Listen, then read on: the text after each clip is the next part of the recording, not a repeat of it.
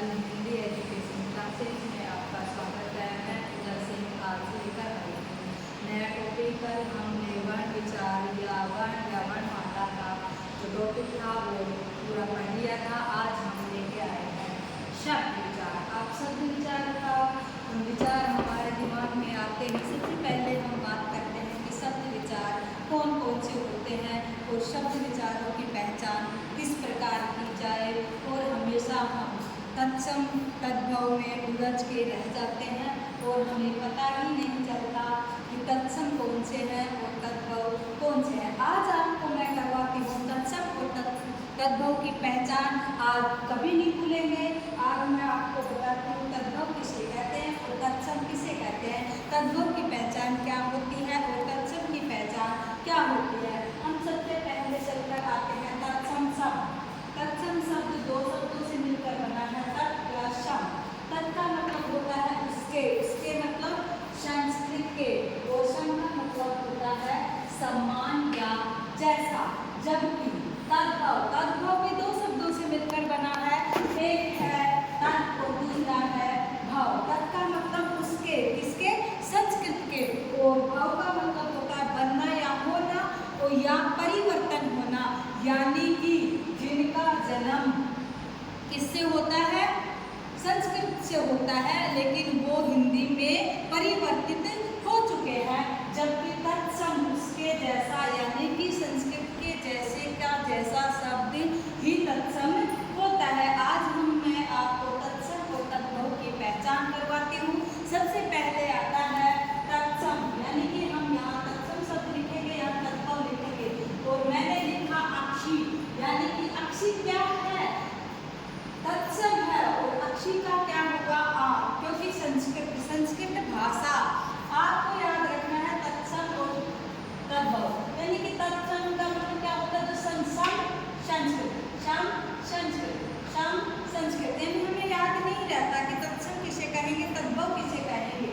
यानी कि संस्कृत के जैसे का जैसा, जैसा लिया गया है वैसे का वैसा शब्द जो आए वो तत्सम होता है। लेकिन शब्द संस्कृत का होता है, लेकिन उसका परिवर्तित रूप तद्भव कहलाता है। तद उसके, उससे जन्म लिया हुआ, भाव यानी उसका निर्माण हो रहा है, परिवर्तन हो रहा है या बन रहा है। तो हम बात करते हैं काय में, पहले करेंगे प्राय। यानी प्राय का मतलब क्या होता है, 99%। यानी कि हम हमेशा यहाँ लगाएं तो वो हमारे लिए सही नहीं होगा। इसमें है काय में लिखेंगे हम प्राय तत्सम में च तथा तद्भव में ख का प्रयोग देखने को मिलता है। जैसे अक्षी, तो तद्भव क्या होगा, आँख। क्षार, तो तद्भव क्या होगा, हार।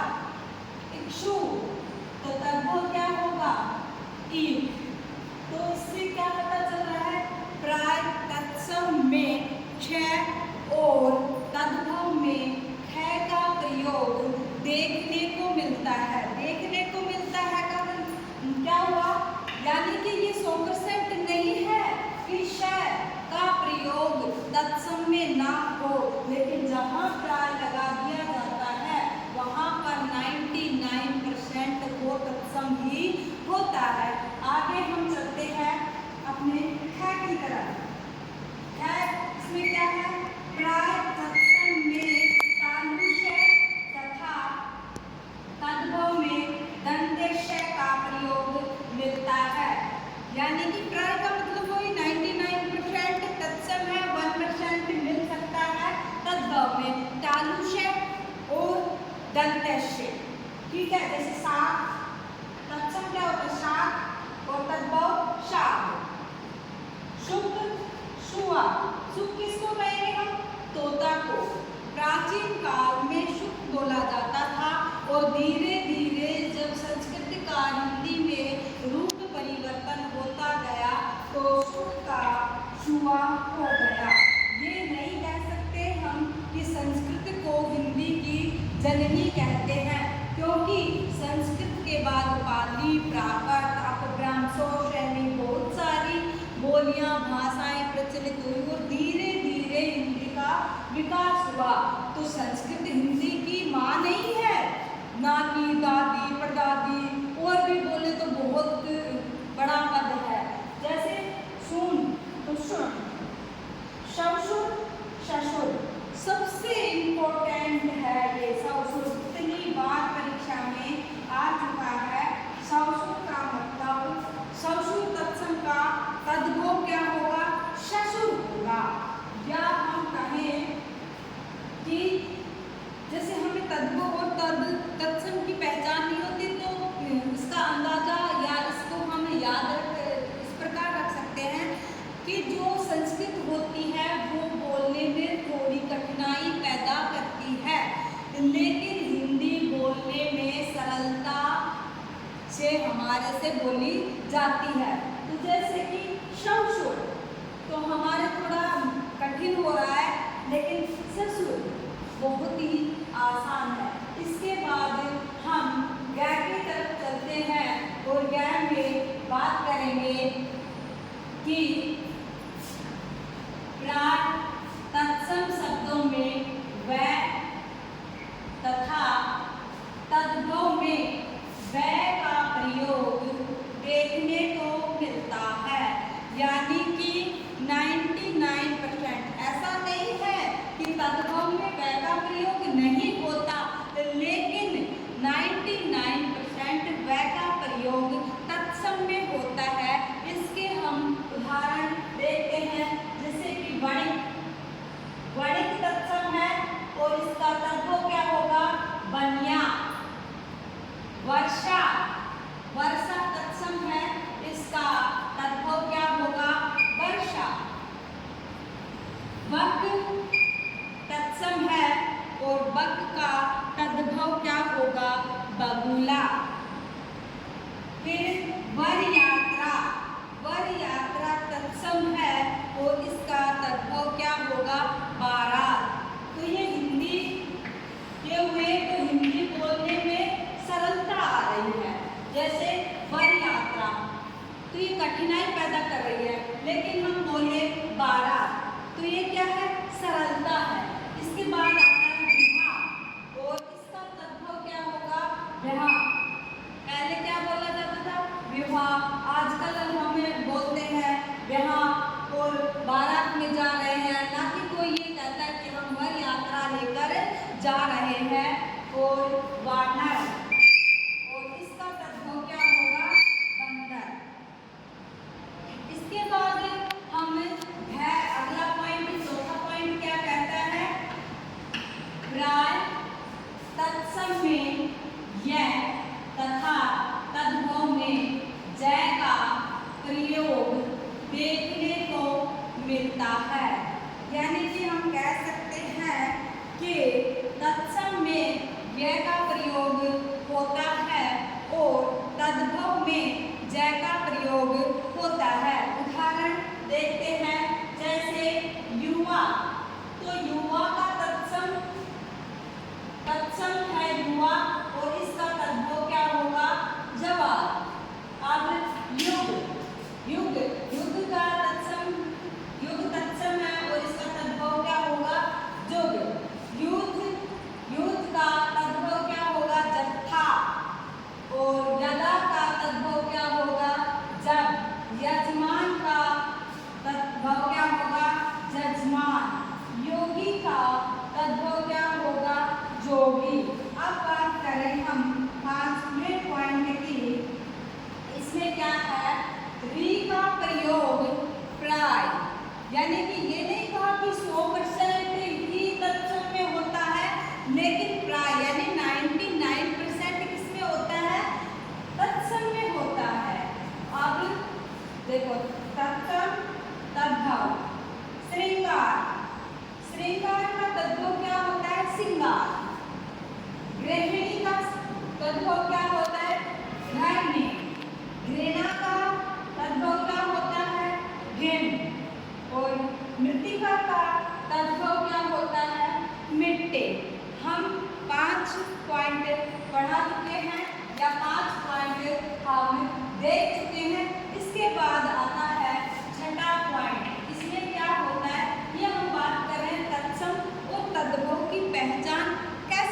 जाए। आगे हम बात करेंगे कि तद्भव के पहचानने के बहुत ही सरल तरीके हैं। तत्सम को हम आसानी से पहचान सकते हैं। और इसमें क्या है, त्रय का प्रयोग तत्सम में देखने को मिलता है, यानी कि त्रय का प्रयोग भी ज्यादातर तत्सम में ही होता है। देखो, तत्सम और तद्भव। रात्रि, रात्रि का तद्भव क्या होगा, रात। राजपुत्र, राजपुत्र का तद्भव क्या होगा, राजपूत। यानी कि जब संस्कृत भाषा प्रचलित थी तब हम राजपुत्र बोलते थे, और जब धीरे धीरे संस्कृत का रूप परिवर्तन होता गया तो हम उसको राजपूत कहने लगे। फिर आता है सूत्र। तो सूत्र का तद्भव क्या होता है, सूत होता है। और मित्र, मित्र का तद्भव क्या होता है, मीत होता है। और पत्र का तद्भव क्या होता है, पता होता है। इसी प्रकार हम त्रय का प्रयोग तत्सम में अधिकतर मिलता है। इसके कुछ उदाहरण देखे हैं और आगे हम 7वें पॉइंट की बात करेंगे, जिसमें आता है चंद्र बिंदु। चंद्र बिंदु का निशान भी आप लगा सकते हो। चंद्र बिंदु, चंद्र बिंदु का प्रयोग तद्भव में होता है, तत्सम में नहीं। प्राय चंद्र बिंदु का प्रयोग तद्भव में देखने को मिलता है। जैसे तत्सम और तद्भव। चंद्र तत्सम है, इसका तद्भव होगा चांद। और चांद में क्या लगती है, चंद्र बिंदु। फिर लंग, लंग का तद्भव क्या होगा, लगड़ा। और लंगड़े के क्या लगता है, चंद्र बिंदु। और मुख, मुख का तद्भव क्या होगा, मोह। और मुह के लगता है चंद्र बिंदु। पूंछ, पूंछ के तद्भव क्या होता है, पुच्छ। पुच्छ तत्सम का तद्भव क्या होगा, पूंछ। और पूंछ के क्या लगता है, चंद्र बिंदु। और पंच तत्सम का तद्भव क्या होगा, पांच। और पांच के क्या लगता है, चंद्र बिंदु। इसके बाद हम 8वें पॉइंट की बात करेंगे। 8वां पॉइंट हमारा क्या कहता है, प्राय रय। रय के भी रूप चलते हैं। के रूप तत्सम शब्दों में देखने को मिलते हैं, यानी कि रय के जो शब्द रूप है वो तत्सम में देखने को मिलते हैं। जैसे तत्सम और तद्भव। दोपहरी, अब इसके आगे लिखो भाई, दोपहरी का मतलब होता है दोपहर। अब इसमें लिखो, कोई वर्ण आधा हो उसका भी प्रयोग प्राय तत्सम शब्दों में होता है। आधा वर्ण और क्या, रय। तो ये रय, दोपहरी, रय आया। तो दोपहर, तो क्या हुआ, आधा है ना, तो आधा का रूप तत्सम में मिलता है। स्पर्श, स्पर्श में स क्या है, आधा। और रय का रूप भी है, तो इसको है परश। ठीक है। व्याघ्र, या आधा है, वह आधा है और रय का प्रयोग हुआ है। व्याघ्र का तद्भव क्या होता है, बाघ होता है। और प्रशस्त्र, रय का रूप और शय आधा, तो इसका अर्थ क्या होता है, पत्थर।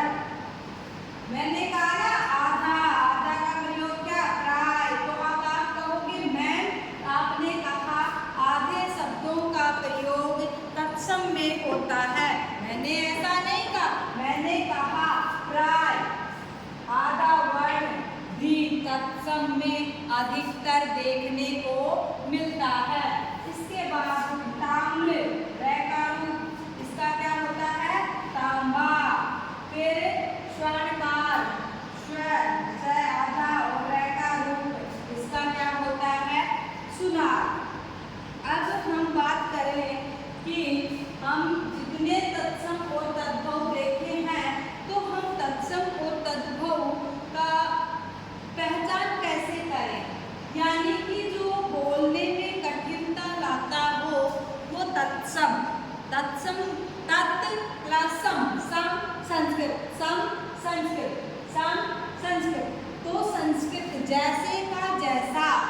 जैसा तथ्य उसके सम्मान, यानी कि सम्मान, वैसे क्या वैसा जो शब्द आए वो तत्सम है, लेकिन उसके जैसा, यानी कि संस्कृत से जो हिंदी में परिवर्तित होके आता है वो तद्भव होता है।